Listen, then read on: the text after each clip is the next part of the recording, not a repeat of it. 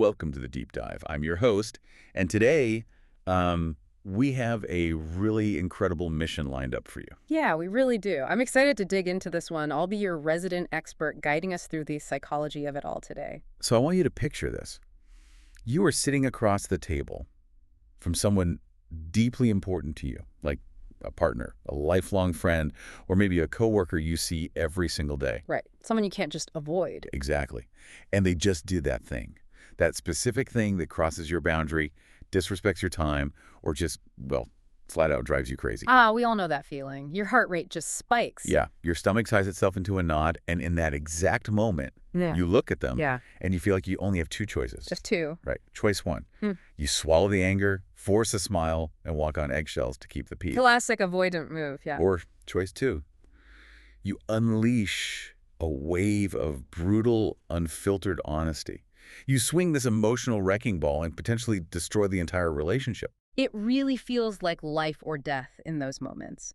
We treat human communication like a simple binary light switch. Like it's either completely off, leaving us in the dark with our silent resentment. Exactly. Or it is blazing on in this blinding, destructive flash that just burns everything to the ground. There's no dimmer switch. No nuance at all. Oh. But today, we are taking a sledgehammer to that light switch.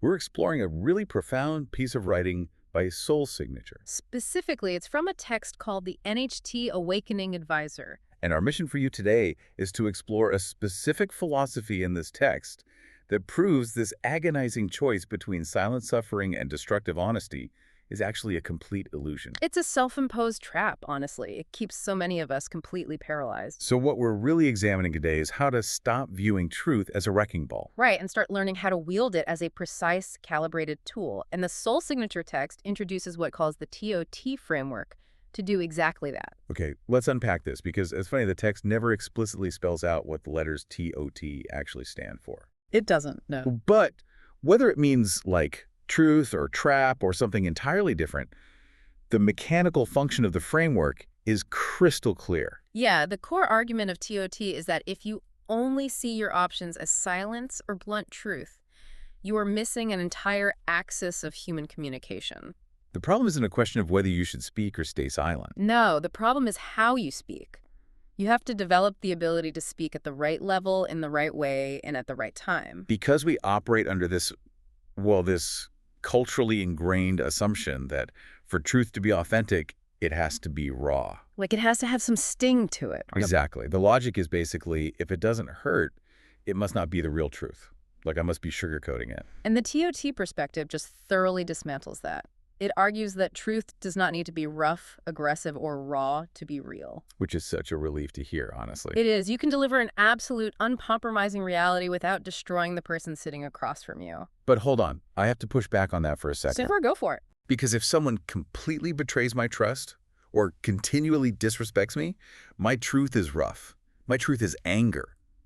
Right. So are you saying I have to sanitize my feelings and coddle them just to make my truth palatable for the person who actually hurt me? Not at all. It isn't about sanitizing the truth. It's about recognizing the biological and psychological reality of how humans receive information. Okay, walk me through that.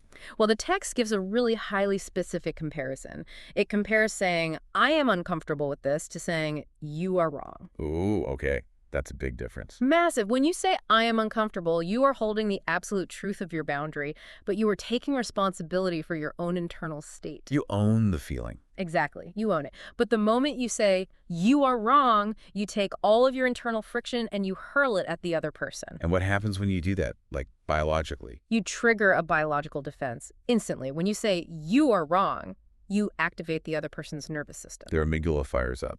Yes. They are no longer listening to your truth. They have entered a fight-or-flight response. They're preparing for combat. Exactly. You haven't actually communicated a boundary. You have just initiated a war. Wow. So the phrase, I am uncomfortable, invites the other person to look at the situation with you. Right, whereas you are wrong forces them to defend themselves against you. Which brings up a really uncomfortable question for all of us, I think. Oh, absolutely. Is what we so proudly call unfiltered honesty actually just a selfish emotional dump? That's the tough pill to swallow. The text actually refers to this behavior as unprocessed emotion disguised as honesty. When I was reading that section, I immediately thought of this analogy. Okay, let's hear it. So imagine you invite someone over for dinner, they're hungry, and you are supposed to feed them. Right? But instead of taking the time to cook a meal, you just reach into the fridge, pull out a raw, unpeeled, dirt-covered onion, and slam it onto their plate. Oh my gosh, yes. And then, when their eyes start watering and they recoil and refuse to take a bite, you get incredibly offended. You blame them. Yeah, you get angry at them for not wanting to eat it, just because it's a piece of authentic food. What's fascinating here is that the TOT framework actively exposes this exact behavior. It refuses to applaud the venting of raw emotion as some kind of brave act. Right, like if you hand someone that raw onion, you haven't done the basic interpersonal work of preparing it so they can actually digest it. Exactly. Venting every single thought in your head isn't a triumph of honesty. It's a failure of emotional processing. You aren't being a brave truth teller, you're just being lazy with your own dysregulation. And you're making it the other person's problem to sort out. Okay, so if handing someone a raw onion is destructive, and if we know we shouldn't just vent our unprocessed rage, Right. well, it is incredibly easy to see why so many people retreat to the other side of the binary. They choose silence. They think, well, I don't want to trigger a fight or flight response, and I haven't processed my onion yet, so I will just keep my mouth shut indefinitely. But the source points out that prolonged silence leads to a completely new, insidious problem. It creates a simulation. Yes. When you withhold your truth, your actual feelings, and your real boundaries for a long period of time, you stop being present in the dynamic. You are essentially creating a hologram of yourself. That's a great way to put it. You put a proxy into the relationship to do the smiling and nodding for you. And naturally, the relationship begins to feel profoundly hollow. It does. But why does it feel so hollow, though? Like, even if everything looks totally fine on paper. Because genuine human connection requires friction. It requires two solid objects meeting in reality. Right. When you remove your boundaries to keep the peace, you remove your solidity. You become a ghost. You are operating a simulation. And the human brain is highly attuned to recognizing when it is in a simulated environment. It just feels empty. And here is the trap. People feel that emptiness. You recognize that the relationship feels hollow. Yeah. And you mistakenly jump to the conclusion that the relationship itself, or the other person, is entirely fake and doomed. You look at your partner or your friend and think, we have no real connection anymore. This whole thing is a lie. We've grown apart, and I have to leave. But we have to look at the data you are using to make that drastic decision. Right, because the source provides a crucial nuance here. It points out that the other person in the relationship might actually have the full capacity to adjust. They might be incredibly willing to meet your needs, or alter a behavior, or deepen the connection. But they are entirely unable to do so because you haven't inputted real data into the system. Wow. You have been feeding the system the fake data of your silence, and then judging the system for failing. It's completely unfair to them if you think about it. So concluding that a relationship is fake or dead without ever having spoken your actual truth into it isn't some form of enlightened awakening. No, not at all. You aren't a highly evolved soul who has simply outgrown your peers. You are just avoiding a reality test. Exactly. You are guessing what their reaction will be, deciding in your own head that they will fail, and then walking away before they even get a chance to take the test. It's the ultimate self-fulfilling prophecy born of fear. You fear the wrecking ball, so you retreat into silence. The silence creates a simulation. The simulation feels hollow and fake. So you leave, blaming the other person's inability to connect with you. When in reality, you never gave them the authentic coordinates to find you in the first place. Which is heavy, but it's so true. It is. Because we so frequently dodge this reality test, the TOT framework provides a highly concrete three-step diagnostic tool. It's like a mandatory pre-flight checklist you have to run through before you make the decision to either speak up or stay silent. Let's break those down. Question 1. Have I actually spoken the truth or just thought it? No, that sounds almost insultingly obvious until you deeply examine human behavior. Oh, completely. Think about the phenomenon of the shower argument. Yes. How often do you have a full, heated, complex argument with someone while you are alone in your bathroom? All the time. You make your points brilliantly. You anticipate their rebuttals. You deliver the crushing final blow, And you physically experience the stress. Your heart rate is up, your jaw is clenched. And by the time you dry off, you feel exhausted and resentful. You subconsciously assume you have communicated your stance. But you've only communicated with a ghost in your own mind. Wait, what if I drop hints, though? Like, what if I'm acting passive-aggressive, sighing heavily when they do the thing that bothers me, or giving them the silent treatment? Doesn't that count as communicating? No, that is still just thinking it and demanding that they become a mind reader. Hints and sighs are not data. Exactly. Until the words have left your mouth clearly and plainly, you have only thought it. We give ourselves so much credit for the conversations we never actually had. We really do. Okay, question 2 of the diagnostic test. Am I speaking the truth or just venting emotion? This goes directly back to our raw onion. Right. The text makes a stark distinction here between reality and reaction. Because if you are speaking purely out of anger or purely out of deep hurt, you are not actually speaking the truth. You are having a reaction. A reaction is about you and your immediate state of dysregulation. Exactly. The truth is objective. It's about the dynamic itself. But again, what if my truth is that I am furious? Your fury is your experience, not the truth of the relationship. Okay, I see the difference. If you speak while the emotion is completely governing your nervous system, you aren't trying to share a reality to improve the dynamic. You're trying to discharge your own physical discomfort onto them. You are passing them a hot potato of stress because you don't want to hold it anymore. So process the emotion first, then communicate the boundary. Got it. Exactly. And then we hit the third and most challenging question of the test. Am I willing to accept all outcomes after speaking? This right here is the anchor of the entire TOT framework. Are you prepared for the reality that if you speak your truth clearly, correctly, and with perfect precision, they might still say no? They might disagree with your boundary. They might get up and walk away from the table entirely. Here's where it gets really interesting, though. The text points out a surprising detail here. Yeah, let's say you ask yourself that third question, am I willing to accept all outcomes? And your honest answer is no. Like, you realize you are financially dependent on them or emotionally fragile, and you simply cannot handle them leaving right now. If your answer is no, the framework states that choosing silence in that moment is actually a conscious act. It is a strategic choice. We beat ourselves up for staying quiet, calling ourselves cowards.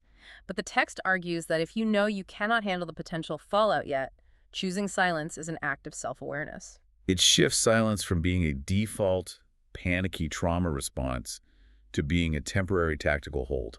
Think of a pilot going through a pre-flight checklist. If one of the critical instruments is flashing red, if you realize you aren't ready for the outcome, you don't take off. You don't force the plane into the sky just to prove to the passengers that you are brave. You hold on the runway. This checklist prevents us from confusing reactive, explosive outbursts with genuine, prepared communication. But let's look at the scenario where you passed the test. You've thought it through, you've processed the raw onion, and you are truly ready for any outcome. Okay, you're cleared for takeoff. Right. Speaking the truth can still hurt, but the source completely redefines what this pain actually means. It introduces a new way to categorize suffering in relationships. It actually outlines 3 types of pain. We usually only recognize 2. There is the prolonged, chronic, dull ache of staying silent. And then there is the acute, sharp, immediate pain of telling the blunt truth and dealing with the explosion. Those are the 2 sides of the false binary we started with. But the TOT framework adds the crucial third pain, the pain of speaking incorrectly. And this is where the text gets brilliantly uncompromising about our egos.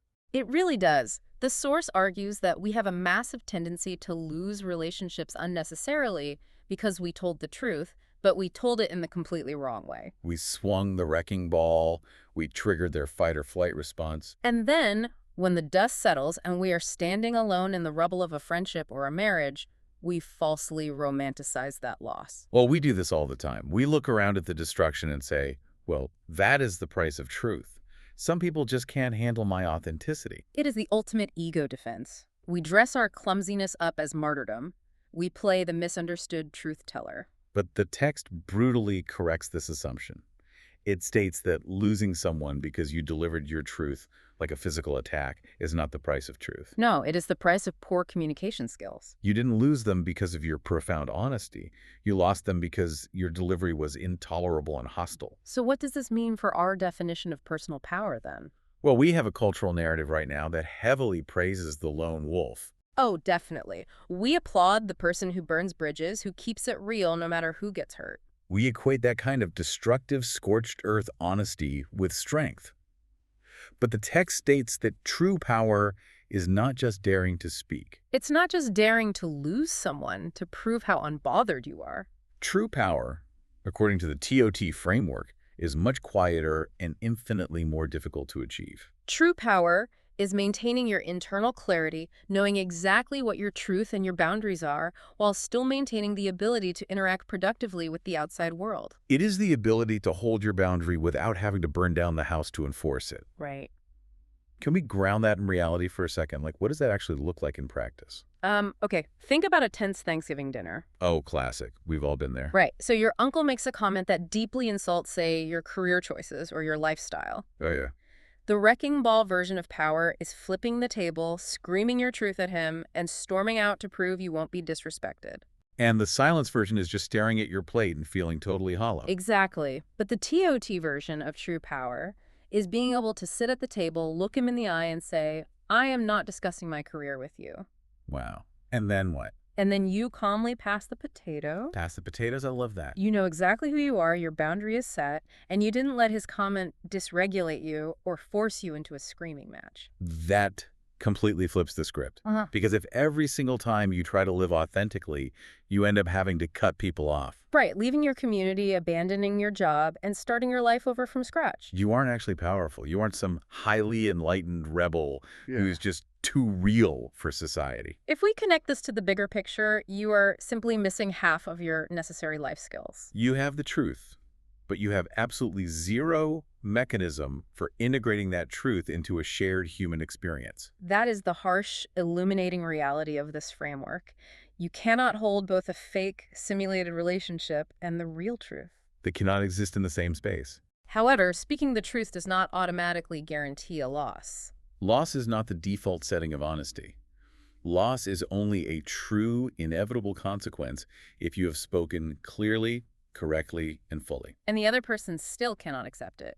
If you have peeled the onion, cooked the meal, served it properly, and they still refuse to sit at the table with you. Then yes, the dynamic has genuinely run its course. But most other losses we experience in life aren't that at all. They're just bad execution, poor timing, and unprocessed emotions dressed up as self-actualization. The soul signature text actually leaves us with an incredibly striking final image that summarizes this entire journey. Oh, I know the one you're talking about. Yeah, it asks the reader, have you actually spoken clearly, or have you just thought about it and made a conclusion in your own head? Because if you haven't spoken yet, if you haven't actually inputted the real data into the system, You aren't standing at a crossroads. You aren't facing a difficult choice of which path to take. You are still just standing in front of the door. you haven't even opened it yet to see what is actually outside. Exactly. So I want to leave you with a final thought to ponder long after you finish listening today. Something to really chew on. I want you to think back to a relationship,